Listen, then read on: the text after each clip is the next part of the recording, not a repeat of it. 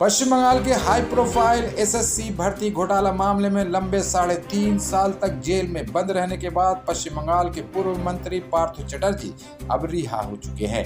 रिहाई के बाद उनसे जब उनकी गर्लफ्रेंड अर्पिता मुखर्जी के बारे में पूछा गया तो वो भड़क उठे। सवाल का जवाब देने के बजाय उन्होंने उल्टा सवाल कर डाला कि लोगों की दो बीवियां हो सकती हैं तो मेरी एक गर्लफ्रेंड क्यों नहीं हो सकती है। अर्पिता मुखर्जी के बहाने उन पर निशाना साध रहे लोगों पर कटाक्ष करते हुए पार्थ चटर्जी ने कहा कि जो लोग इसे लेकर मुझ पर तंज कस रहे हैं उनके लिए मेरी सहानुभूति है। दरअसल पार्थ चटर्जी और अर्पिता मुखर्जी के कथित रिश्ते को लेकर पिछले 3 साल से राजनीतिक गलियारों में खूब चर्चा रही है। ईडी ने जब दोनों के घरों पर एक साथ छापा मारा था तब अर्पिता के बेड के नीचे से करोड़ों रुपए और भारी मात्रा में सोना बरामद हुआ था।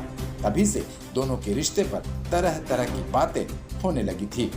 उस वक्त तो पार्थ चटर्जी ने दावा किया था कि वो अर्पिता को जानते तक नहीं हैं, जबकि अर्पिता ने कहा था कि बरामद हुआ पैसा पार्थ चटर्जी का है, लेकिन डर के चलते वो बोल नहीं पाई।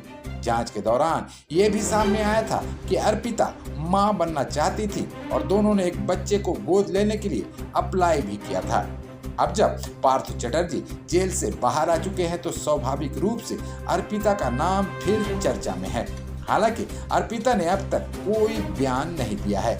पार्थ के 2 बीवियों वाले बयान को लेकर भी राजनीतिक हलकों में नई हलचल है। सवाल उठ रहा है कि आखिर पार्थ चटर्जी का निशाना किस पर था।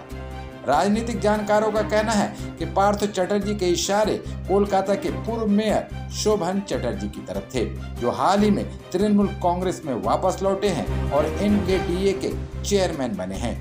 शोभन चटर्जी भी अपनी विवाहिता पत्नी को छोड़कर किसी और के साथ रहते हैं।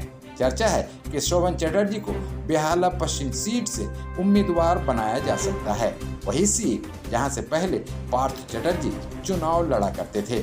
अब पार्थ चटर्जी के बयान को उसी सियासी खींचतान से जोड़कर देखा जा रहा है।